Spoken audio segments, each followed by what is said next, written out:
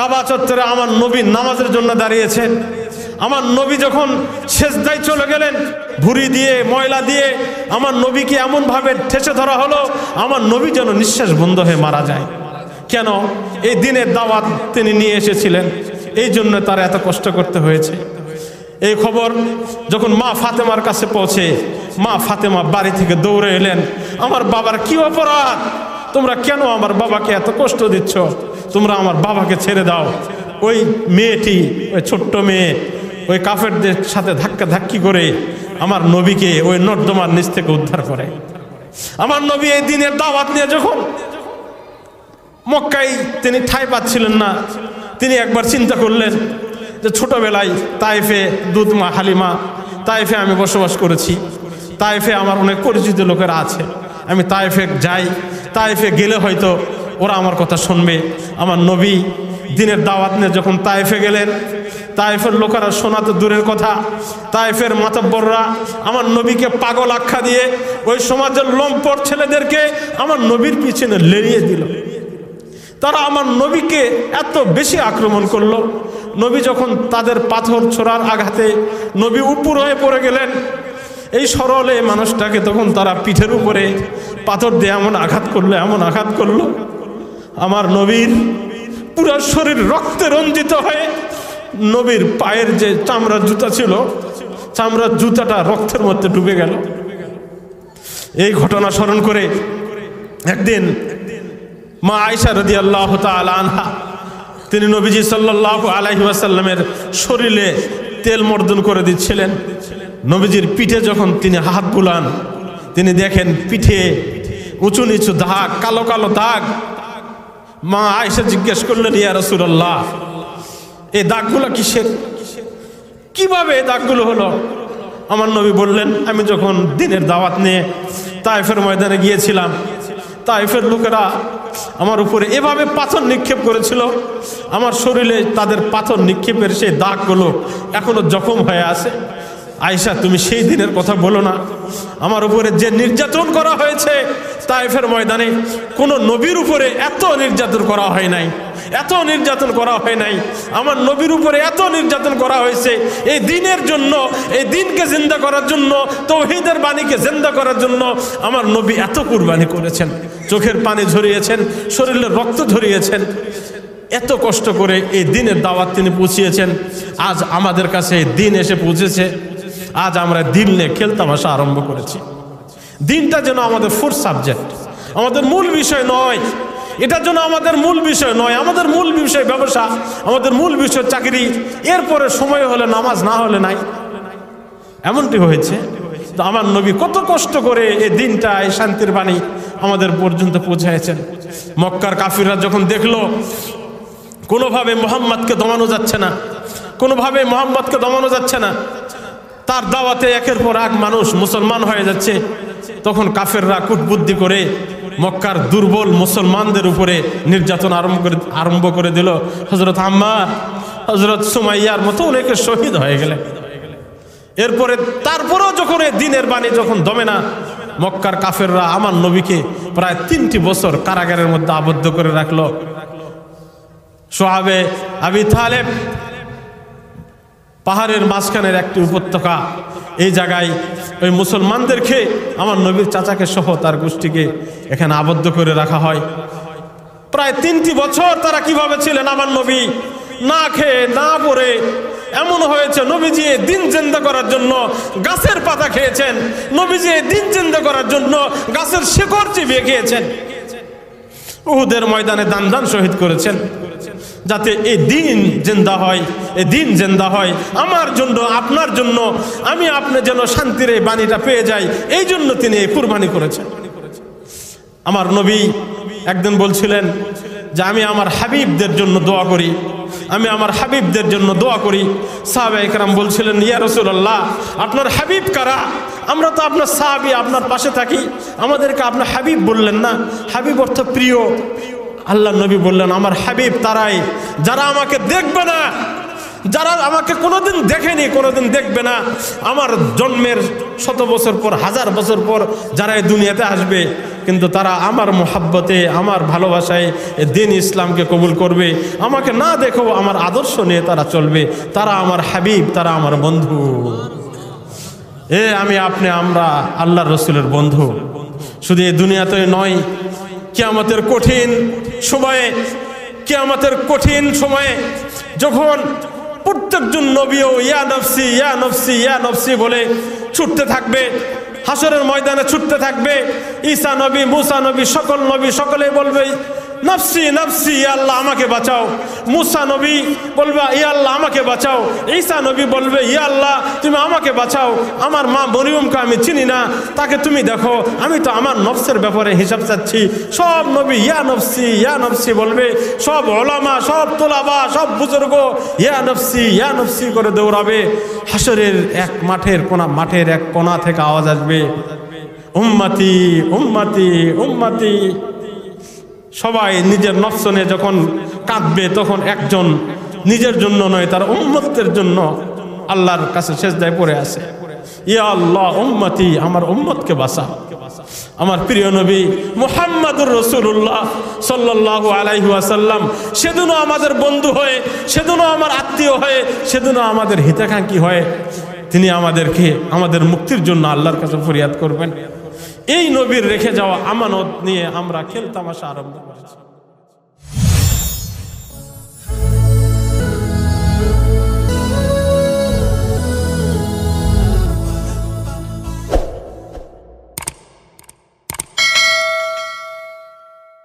শুনবেন তো ইনশাল্লাহ? মনটাকে একবারে ফ্রেশ করে, দুনিয়ার সব চিন্তা বাদ দিয়ে এই মাহফিলে বসে এখান থেকে কিছু নিয়ে যাব, এমন একটা নিয়ত করে যদি আমরা বসি, ইনশাআল্লাহ অনেক ফায়দা হবে। আলহামদুলিল্লাহি রাব্বিল আলামিন ওয়াল আকিবাতু লিল মুত্তাকিন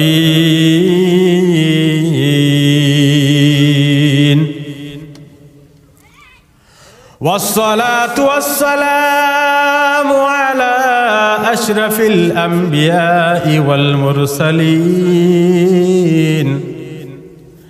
মুহাম্মাদিন ওয়া আলা আলিহি ওয়া আসহাবিহি আজমাইন।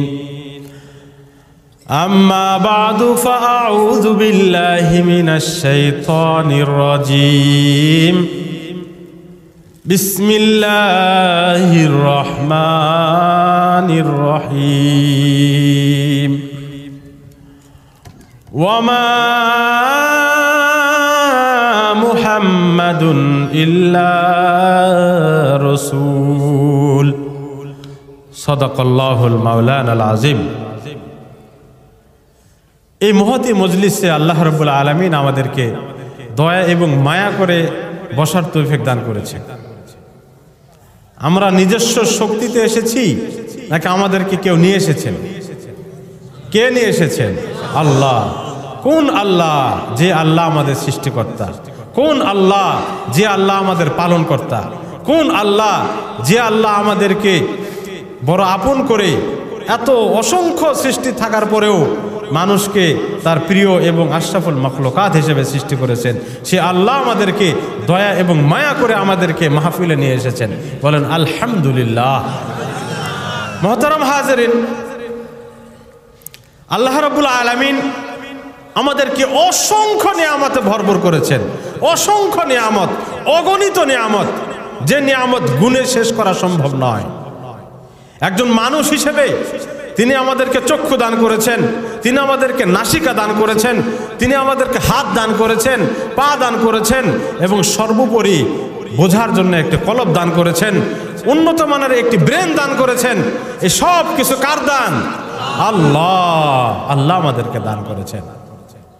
তবে এই সব কিছুর মধ্যে যত নিয়ামত আমাদেরকে দিয়েছেন, এই আকাশ, বাতাস, পানি, এই হাওয়া যা দিয়েছেন, এর মধ্যে সবচাইতে বড় নিয়ামত হলো আল্লাহ রাব্বুল আলামিন আমাদেরকে ঈমানের দৌলত দান করেছেন। আল্লাহু আকবার, আল্লাহু আকবার। আল্লাহ রাব্বুল আলামিন অসংখ্য মানুষ সৃষ্টি করলেন। কাউকে খ্রিস্টানের ঘরে জন্ম দিলেন, কাউকে ইহুদির ঘরে জন্ম দিলেন, কাউকে মূর্তি পূজারীর ঘরে জন্ম দিলেন, আর আমাকে আপনাকে দয়া করে মেহেরবানি করে মুসলমানের ঘরে জন্ম দিয়ে তিনি আমাদেরকে ফ্রি ফ্রি ইসলামের নিয়ামতটা দান করলেন। হ্যাঁ, ইসলামের নিয়ামত কত বড় নিয়ামত। সারা দুনিয়া যখন অন্ধকারে নিমজ্জিত ছিল, সারা দুনিয়ার মানুষ যখন অন্ধকারের মধ্যে নিমজ্জিত ছিল, জুলুম হানাহানিতে সমাজে অশান্তি ছিল, এক গ্রাম আর এক গ্রামের সঙ্গে বছরের পর বছর ধরে যুদ্ধ করত, যে সমাজে নারীদের কোনো ইজ্জত ছিল না, যে সমাজে মানুষের কোনো ইজ্জত ছিল না, যে সমাজে গরিবের কোনো ইজ্জত ছিল না, যে সমাজে কালো মানুষের কোনো সম্মান ছিল না, যে সমাজে গরিবদের কোনো সম্মান ছিল না, যাদের শক্তি বেশি তারা জুলুম করত, গরিবদের সম্পদ কেড়ে নিত, যারা সুন্দর ছিল অসুন্দরকে ধিক্কার দিত, এই সমাজের মধ্যে ইসলাম নামক এই সম্পদ আল্লাহ রাব্বুল আলামিন আমাদেরকে দান করেছেন এবং আমাদেরকে মহামান্বিত করেছেন, সম্মানিত করেছেন। আবারও আওয়াজ করে বলেন আলহামদুলিল্লাহ। ভাইরা আমার, এই দিন আমাদের কাছে এনেছেন আমাদের শেষ নবী, আখের নবী, বিশ্ব নবী মুহাম্মদুর রাসূলুল্লাহ সাল্লাল্লাহু আলাইহি ওয়াসাল্লাম। এই লোকটি এতিম হয়ে জন্ম নিয়েছিলেন। তিনি এই দুনিয়াতে আসার পূর্বেই তিনি তার বাবাকে হারিয়েছেন। জন্ম নেওয়ার মাত্র 6 বছরের মাথায় তিনি তার মাকে হারিয়ে এতিম হয়ে গেছেন। এই এতিম, এই সন্তান ছোট থেকে অনেক কষ্ট করে যখন বড় হয়েছেন, তিনি আরবের মধ্যে সম্ভ্রান্ত পরিবারের একজন মানুষ ছিলেন। তিনি সুদর্শন একজন যুবক ছিলেন, উঁচা লম্বা একটা মানুষ ছিলেন। সমাজের হাজারো মানুষের মধ্যে একজনকে দেখা যেত স্পষ্ট, সে ছিল আমার নবী, আপনার নবী মুহাম্মদুর রাসূলুল্লাহ সাল্লাল্লাহু আলাইহি ওয়াসাল্লাম। প্রিয় ভাই, আমাদের এই নবী কত কষ্ট করে এই দিনটাকে আমাদের পর্যন্ত পৌঁছাইছেন, কত কষ্ট করে পৌঁছাইছেন। আজ আমরা এই দিনকে খেলতামাশার জিনিস বানিয়ে ফেলেছি, এই দিনকে আমরা খেলতামাশার জিনিস বানিয়ে ফেলেছি। আমার নবী এই দিনের দাওয়াত নিয়ে যখন মক্কায় যখন দাঁড়িয়ে যখন কালেমার বাণী ছড়ালেন, যখন বললেন সকলে বলো আশহাদু আল্লা ইলাহা ইল্লাল্লাহ ওয়া আশহাদু আন্না মুহাম্মাদান আবদুহু ওয়া রাসূলুহু, আমার নবী যখন এই বাণীর দিকে আহ্বান করলেন, নবীর আপন চাচা আবু লাহাব নবীর দিকে পাথর নিক্ষেপ করলেন। আমার এই নবী যখন এই দিনের কথা বললেন, মক্কার সকলের প্রিয় মুহাম্মদ, তখন সকলের চোখের কাঁটা হয়ে গেল। এরপরেও তিনি এই দিনের দাওয়াত দেওয়া ছাড়েননি। তাকে লোভ দেওয়া হয়েছিল, মুহাম্মদ তুমি কি চাও, তুমি কি ক্ষমতা চাও, আসো আমাদের মাতবরি তুমি নিয়ে নাও। মুহাম্মদ তুমি কি চাও, তুমি কি সম্পদ চাও, তোমাকে স্বর্ণের পাহাড় দেওয়া হবে।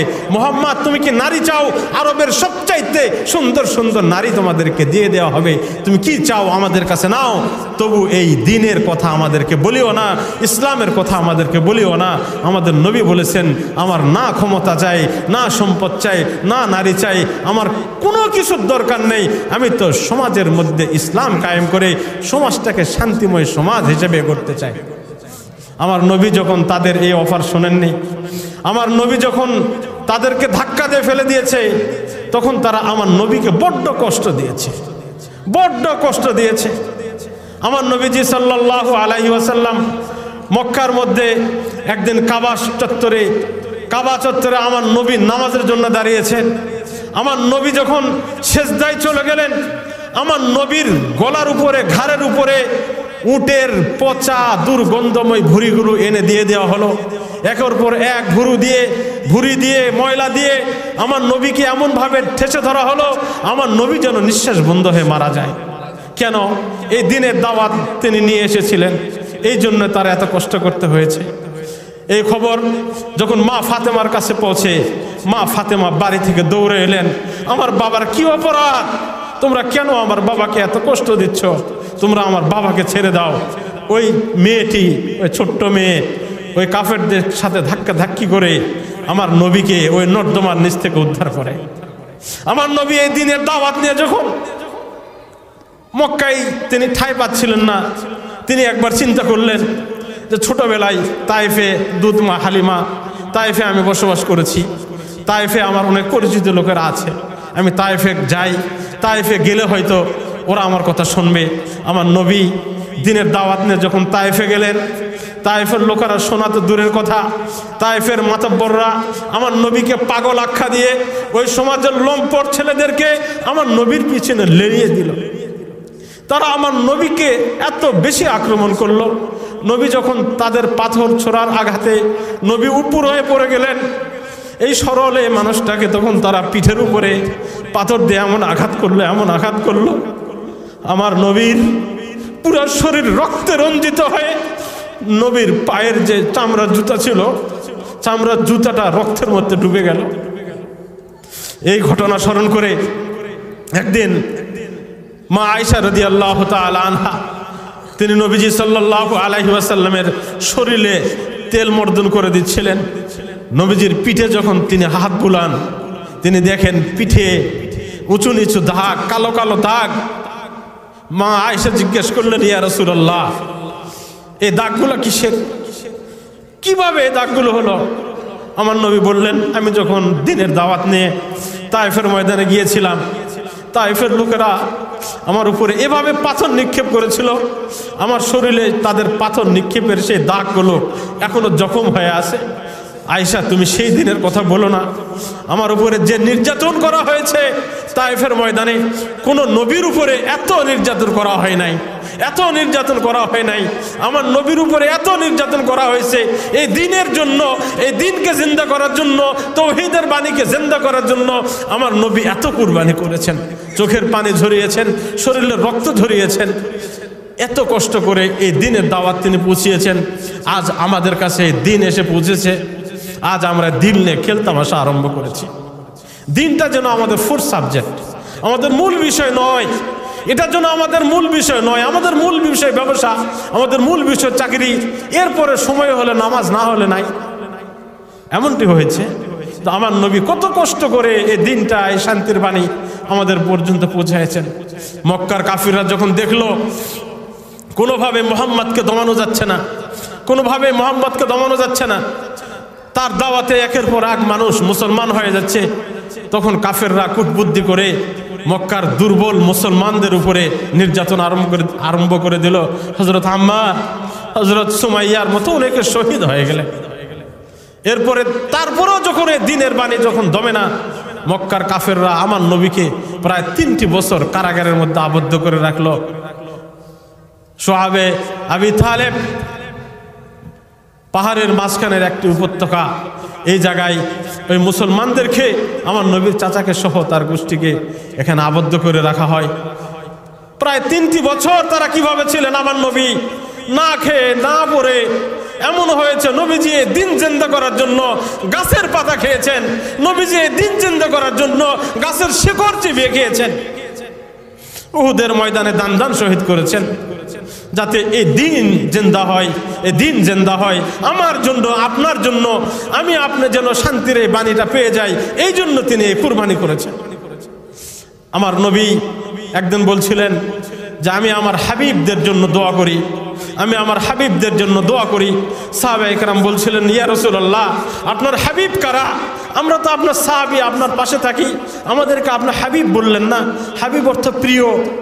আল্লাহ নবী বললেন, আমার হাবিব তারাই যারা আমাকে দেখবে না, যারা আমাকে কোনোদিন দেখেনি, কোনোদিন দেখবে না, আমার জন্মের 100 বছর পর, 1000 বছর পর যারা এই দুনিয়াতে আসবে, কিন্তু তারা আমার মোহাব্বতে, আমার ভালোবাসায় দ্বীন ইসলামকে কবুল করবে, আমাকে না দেখেও আমার আদর্শ নিয়ে তারা চলবে, তারা আমার হাবিব, তারা আমার বন্ধু। আমি আপনি আমরা আল্লাহর রাসূলের বন্ধু। শুধু এই দুনিয়াতে নয়, কিয়ামতের কঠিন সময়ে, কিয়ামতের কঠিন সময়ে যখন প্রত্যেকজন নবীও ইয়া নফসি ইয়া নফসি ইয়া নফসি বলে ছুটতে থাকবে, হাসরের ময়দানে ছুটতে থাকবে, ঈসা নবী, মুসা নবী, সকল নবী সকলেই বলবে নফসি নফসি, ইয়া আল্লাহ আমাকে বাঁচাও। মুসা নবী বলবে ইয়া আল্লাহ আমাকে বাঁচাও, ঈসা নবী বলবে ইয়া আল্লাহ তুমি আমাকে বাঁচাও, আমার মা মরিয়মকে আমি চিনি না, তাকে তুমি দেখো, আমি তো আমার নফসের ব্যাপারে হিসাব চাচ্ছি। সব নবী ইয়া নফসি বলবে, সব ওলামা, সব তোলাবা, সব বুজুর্গ ইয়া নফসি করে দৌড়াবে। হাসরের এক মাঠের এক কোণা থেকে আওয়াজ আসবে, উম্মতি উম্মতি উম্মতি। সবাই নিজের নফস নিয়ে যখন কাঁদবে, তখন একজন নিজের জন্য নয়, তার উম্মতের জন্য আল্লাহর কাছে সিজদায় পড়ে আছে, ইয়া আল্লাহ উম্মতি, আমার উম্মতকে বাঁচা। আমার প্রিয় নবী মুহাম্মদুর রাসূলুল্লাহ সাল্লাল্লাহু আলাইহি ওয়াসাল্লাম সেদিনও আমাদের বন্ধু হয়ে, সেদিনও আমার আত্মীয় হয়ে, সেদিনও আমাদের হিতাকাঙ্ক্ষী হয়ে তিনি আমাদেরকে আমাদের মুক্তির জন্য আল্লাহর কাছে ফরিয়াদ করবেন। এই নবীর রেখে যাওয়া আমানত নিয়ে আমরা খেলতামাশা আরম্ভ করেছি। এই নবীর রেখে যাওয়া আমানতকে আমরা সুব্যবহার করছি না, সুব্যবহার করছি না, যেন ফোর্থ সাবজেক্ট একটি বিষয় হয়ে গেছে দ্বীন ইসলাম। শুধু আপনারা কেন, আমরা যারা এই আসনে বসে আছি, আমরা যারা এই বয়ানের ময়দানে, আমরা যারা এই এলেমের ময়দানে, মাদ্রাসার ময়দানে যেখানে থাকি, আমাদেরও একটা অংশ এই দ্বীন ইসলাম নিয়ে খেলতামাশা আরম্ভ করে দিয়েছি। এই দ্বীন ইসলামের যে মূল মর্ম, এটাকে আমরা আপনাদের সামনে দিচ্ছি না, এটা নিয়ে আমরাও খেলতামাশা আরম্ভ করেছি। আর আপনাদের অপরাধ হলো, আপনারা যারা সাধারণ মানুষ, আপনারাও যে যা দিচ্ছে সেটাও আপনারা গ্রাসে গিলে ফেলছেন। এমন হয়েছে যে আজ আমি এখানে যা বসে আছি, আমি বক্তা, আমার মতো বক্তারা আমরা যেন আজ ব্যবসায়ী হয়ে গেছি, আর আপনার মতো শ্রোতারা যেন সহজলভ্য ক্রেতা হয়ে গেছেন। যেটাই সহজ পাচ্ছি, যেটা সুন্দর পাচ্ছি, সেটাই আমরা নিয়ে নিচ্ছি, যাচাই করছি না, বাছাই করছি না। ফ্রান্সে যখন শিল্প বিপ্লব আরম্ভ হয়, শিল্প বিপ্লব আরম্ভ হওয়ার পরে সারা দুনিয়াতে ব্যবসা বাণিজ্য একটি আধুনিক রূপ ধারণ করেছে। কি আধুনিক রূপ? আগেকার যুগে আপনারাও দেখেছেন হাটে বাজারে ডাক্তাররা বসতেন, এখনো বিভিন্ন হাটে দাঁতের ডাক্তার বসে। চোখে পড়ে? কমে গেছে, খুব কম হাটে দেখবেন দাঁতের ডাক্তার বসে।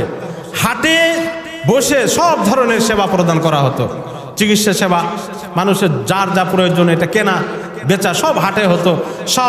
স্বাভাবিক দামে, নর্মাল দামে মানুষের আয়ত্তের মধ্যে যে চিকিৎসা হয়ে যেত।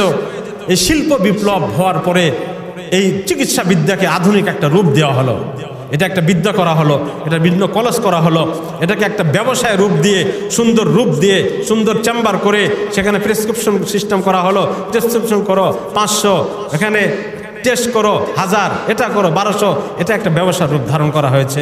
অথচ চিকিৎসা ছিল একটা সেবার ধর্ম, সেবামূলক কাজ। যে ফাইলটা ছিল 10টা বিস্কুট থাকতো, 12টা বিস্কুট থাকতো, একটা সাদা কাগজে মোড়ানো ছিল। এখন এটাকে সুন্দর করে প্যাকেট করা হয়েছে, প্যাকেট সাইজটা বড় করা হয়েছে, সুন্দর কালারের ডিজাইন করা হয়েছে, ফলের ছবি, বিস্কুটের ছবি, মোড়ক দেওয়া হয়েছে, মোড়ক দিয়ে পেশ করা হচ্ছে। এটার দাম এখন 20 টাকা। আমরাও খাচ্ছি দেদারসে। আসেন, হাটে বাজারে আগে যৌন রোগের চিকিৎসা দেওয়া হতো, গাছপালা কিছু দিয়ে দিত, এই 10 টাকা 5 টাকা দিলে শরীর ভালো হয়ে যেত, এটা একটা চিকিৎসা ছিল। এখন দেখুন, এখন সুন্দর একটা প্যাকেট করেছে, সেই প্যাকেটের গায়ে চায়না অক্ষরে কিছু অক্ষর লেখা আছে, চাইনিজ জুস অথবা চাইনিজ স্যুপ লিখে দিয়েছে, দেখেন 1000 টাকায় সেটা বিক্রি হচ্ছে। তা আমরা মানুষেরাও যেহেতু এই বিষয়টাকে আমরা গুরুত্ব দিই না, যে যেভাবে দিচ্ছে সুন্দর করে তুলে দিচ্ছে, সাজায় দিছে, হোক 1000 টাকা 1200 টাকা, ওখানে বাঘের ছবি দেওয়া আছে, এর মধ্যে বাঘের দুধ আছে, এই মোড়কটা দেখে আমরা উন্মাদ হয়ে নিয়ে নিচ্ছি। খাওয়ার পরে কিছু হলো না হলো এটা তো মানুষকে বলাও যায় না, এই সুবাদে ব্যবসাটা করে নিচ্ছে। সব ব্যবসার পরে আমি যৌন ঔষধের ব্যবসা কেন বললাম? আমাদের ধর্মীয় বিষয়টা এই ব্যবসার পর্যায়ে চলে আসছে। আমি বুঝে দিব মুসলমান, আমি বুঝে দিব। আমাদের মতো লেবাসদারি হুজুররা যারা ধর্ম নিয়ে ব্যবসা করি, আমাদের মতো সাধারণ মুসলমান যারা কেউ বুঝে কেউ না বুঝে প্রতারিত হয় এগুলা কিনছি আমরা। এই যৌনর এবং সেক্সের ওষুধের সঙ্গে আমাদের ধর্মীয় বর্তমান চেতনার একটা মিল আছে, আমি সেটা বুঝাই দিব। বিষয়টা কি? মানুষের যৌন রোগ হইলে কাউকে বলতে চায় না, এটা একটা গোপন বিষয়। এটা কেমনে বলে? শরমের বিষয়। এই শরমের বিষয় করে করে 10 বছর 12 বছর যাবৎ কেউ সারা জীবন তার বউকে ঠকাচ্ছে। কথা ঠিক? কথাটা বোঝার চেষ্টা করেন। আমরা সেক্স শব্দটা উচ্চারণ করতে চাই না। হ্যাঁ, এটা একটা কেমন শব্দ, আমি বয়ানের মাহফিলে বলছি না, এটা খোলাসা করে দিব। হুজুর সেক্সের কথা বলে, যৌবনের কথা বলে, যৌন রোগের কথা বলতেছে, কেমন শরমের কথা। হ্যাঁ, এইটাই তো ব্যবসার মূল পুঁজি।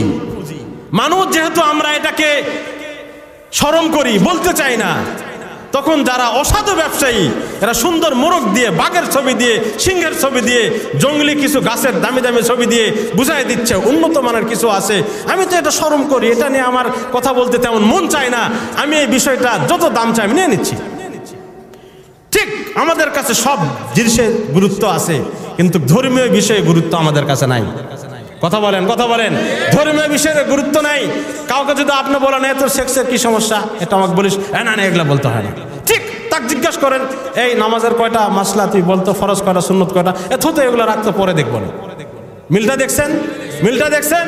মানে আমরা গুরুত্ব দিচ্ছি না, অথচ আমি এই রোগে রোগী, আমি এই রোগে রোগী। কাউকে জিজ্ঞাসা করেন সূরা ফাতিহাটা বল, সে বলবে যে এগুলো আলোচনার বিষয় না, ওই যে যৌবনের রোগের ওষুধের মতো, এটা আলোচনার বিষয় না। এই ফাঁকে হয়েছে কি, এই ধর্মটাকে বিভিন্ন মোড়ক দিয়ে মুড়িয়ে সুন্দর করে সাজিয়ে এক একজন এক এক রূপে দিচ্ছে। অনেকে গবেষণা করছে পাবলিক কি খায়, পাবলিক তো একটু আসানি চায়, সহজ চায়, তো পাবলিক সহজ করে দে, পাবলিককে দিন ধর্ম সহজ করে দাও। একদল ভণ্ডরা এইভাবে খানকা খুলে বসে আছে, বলছে তোমরা বাবাকে খুশি করো, বাবাই তোমাদেরকে জান্নাতে নিয়ে যাবে। নাউজুবিল্লাহি মিন যালিক। তোমাদের কিচ্ছু করতে হবে না, বাবার দরবারে গরু নাও, বাবার দরবারে ছাগল নাও, বাবার দরবারে মুরগি নাও, তোমার সব মাফ, তোমার জান্নাত হয়ে যাবে। কথা বলেন। আমরা মুসলমান দেখতেছি এটা বেশি সহজ, এখানে যাই। কেউ নারীদেরকে বলে দিচ্ছে পর্দা করো, মুখ খুললেও সমস্যা নাই, মুখ খোলা রাখাও যায়। নারীরা দেখতেছে এই হুজুরই তো ভালো, এই হুজুরের ভক্ত হলে, এই কমের হুজুররা খালি বাড়াবাড়ি করে। আর একজন স্লোগান দিচ্ছে ইসলাম মধ্যপন্থার ধর্ম, ইসলাম বাড়াবাড়ি পছন্দ করে না, ইসলাম কড়াকড়ি পছন্দ করে না। ওরে হারামি, ইসলামের যে বিধান আছে এই বিধান মানতে গিয়ে যদি আমাদেরকে তুমি বাড়াবাড়ি বলো, হ্যাঁ আমরা বাড়াবাড়ি করি, মুসলমানরা আমরা বাড়াবাড়ি করতে রাজি, ইসলামের বিধানকে আমরা ছোট করতে রাজি নই। আমাকে বলে তুমি সমাজের সাথে মিশতে পারো না। কোন সমাজের সঙ্গে মিশবো? যেই সমাজের সঙ্গে মিশলে আমার দিনকে কুরবানি দিতে হবে, যেই সমাজের সঙ্গে মিশতে গিয়ে আমাকে টুপি খুলতে হবে, যেই সমাজের সঙ্গে মিশতে গিয়ে আমার গান বাজনার অনুষ্ঠানে যেতে হবে, আমি যাব। ওখানে তুমি বলবা যে হুজুর বাড়াবাড়ি করে। তুমি ধর্ম ব্যবসায়ী, তুমি ধর্মকে মানুষের দুর্বল জায়গায় নিয়ে গিয়ে তুমি ধর্ম নিয়ে ব্যবসা করছো। যেমন নাকি যৌবনের রোগের ঔষধের ব্যবসায়ীরা মানুষের দুর্বলের জায়গাটা বুঝে উচ্চ মূল্যে সেই ব্যবসাটা করে। এজন্য আপনারা এই বিষয়টা সিরিয়াসলি নেবেন। ধর্মীয় বিষয় গুরুত্বপূর্ণ বিষয়, এটা আমাকে জানতে হবে।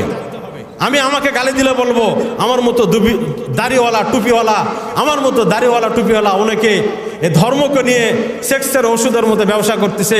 আর আপনাকে যখন আমি বলতে গেলে বলবো যে আপনার মতো আমাদের মতো শ্রোতারা অবুঝে শরমের কারণে এই সমস্ত যৌবনের ঔষধ ক্রেতার মতো ধর্মের সহজ বিষয়গুলো আমরা কিনে নিচ্ছি। আমারও দোষ আছে, আপনারও দোষ আছে। আমাকেও ঠিক হতে হবে, আপনাদেরকেও ঠিক হতে হবে। মুসলমান দিন সম্পর্কে জ্ঞান অর্জন করতে হবে। আপনি কি জানেন, আপনি কখনো জানতে চাননি যে সেক্সের বিষয়টা কি? আমি এই চিকিৎসাও দিব এখানে। সেক্স এর যৌবনের কোনো মৌলিক রোগ নাই। মানুষের যে সেক্সের সমস্যা হয় না, মৌলিক এটা কোনো রোগ না। মানুষের যখন পেটে গ্যাস্ট্রিক হয়, আমাশা হয়, মানুষের মানে চর্মে যখন কি হয়, চর্মরোগ হয়, রক্তের ভিতরে যখন পয়জন ঢোকে, তখন মানুষের শরীরের অনেক অঙ্গ প্রত্যঙ্গের মতো ওটাও দুর্বল হয়ে যায়। আবার যখন মানুষ চর্মরোগের চিকিৎসা করে, হ্যাঁ গ্যাস্ট্রিকের চিকিৎসা করে, আমাশার চিকিৎসা করে, ওটাও ভালো। এটা মৌলিক কোনো রোগ না। এটা আমরা জানি না কেন, আমরা আলোচনা করি না। আমরা একটা শরম, ওই সুন্দর প্যাকেট আমাদেরকে দিয়েছে, কত দাম, 1000 টাকা ফাইন, নিয়ে নিয়ে খাইয়ে দিচ্ছে, কোনো কাজ হচ্ছে না। কথাটা বুঝছেন? ঠিক এই জায়গাটাতেই আমরা রাখছি ধর্মীয় বিষয়টাকে। 18 বছর হলো নামাজ পড়ে, 20 বছর হলো নামাজ পড়ে, 40 বছর হলো নামাজ পড়ে। আমি হুজুর যদি বলি মুরব্বী, আব্বা যান, চাচা যান, সূরা ফাতিহাটা একটু শোনান না, শুনি, একটু শুদ্ধ করে দিই। বাবা ওটা পরে একটু সময় নাই, একটু দোকানে যাব, জমিতে যাব, পরে ওটা দেখবো। মানে এটা পরে, এটা গোপন বিষয়, এটা বলা যায় না। কথা ঠিক কিনা? কথা ঠিক কিনা? এখান থেকে আমাদেরকে বের হয়ে আসতে হবে। দিন ধর্ম সম্পর্কে আমাদের জ্ঞান অর্জন করতে হবে। আপনি পারেন না, আপনার বাচ্চাকে দিন শিখান। সব দেখতেছেন তো দুনিয়ার ভাই, দেখতেছেন না? বাচ্চা কাচ্চার দুনিয়াবি শিক্ষা দিয়ে দিয়ে আপনি কি পাচ্ছেন? শেষ জামানায় বাচ্চা তো ঘর থেকে বাইর করে দিচ্ছে। নাহলে ওই ঘরে থাকেন, ওই ঘরে থাকেন, বুড়ার বুড়ি ওই ঘরে যুবক ছেলে বউ নিয়া মজা করে খায়, তোমাদের রান্না তোমাদের করে খেতে হয়। কেন তোমার ছেলের মধ্যে দিন নাই, এটা তোমার দোষ। বাচ্চাকে গালি দিও না, বাচ্চাকে গালি দিয়ে কোনো দোষ নাই। তোমার বাচ্চাকে তুমি নামাজ শেখাও নেই, তোমার বাচ্চাকে এলেম শেখাও নেই। দেখো যে ঘরে নামাজ আছে, যে ঘরে তেলাওয়াত আছে, যে ঘরে আলেম আছে, সেই ঘরে এমন দৃশ্য নাই। কেন? বাবা মা বুদ্ধিমান, বাচ্চাকে এমন শিক্ষা দিয়েছে, বাচ্চারও উপকার, পিতামাতারও উপকার। আপনার সন্তানকে আপনি দিন শেখাবেন, শুধু তার উপকার নয়, আপনারও উপকার। শুধু আখেরাতেও নয়, দুনিয়াতেও তারও উপকার, আপনারও উপকার। এই জন্য আমি কথা বাড়াবো না, সংক্ষেপে যে কথাটা বললাম, আমাদেরকে দিন সম্পর্কে জানতে হবে। কথা ক্লিয়ার? দিন ইসলাম সম্পর্কে শিখতে হবে, কোরআন শিখতে হবে। আমি শিখতে পারি না, আমাদের বাচ্চাদেরকে শেখাইতে হবে। আমার ঘরের ভিতরে বদ্দিনী ঢুকবে না, আমার ঘরের ভিতরে গুমরাহি ঢুকবে না, আমার ঘরের ভিতরে অশান্তি ঢুকবে না। ইনশাআল্লাহ আপনার ঘরে দিন ঢুকান, যেই ঘরে দিন থাকবে সেই ঘরে শান্তি থাকবে। আল্লাহ রাব্বুল আলামিন আমাদেরকে দ্বীনি ইলম হাসিল করার তৌফিক দান করেন, বলেন আমিন। ওয়া আখিরু দাওয়ানা।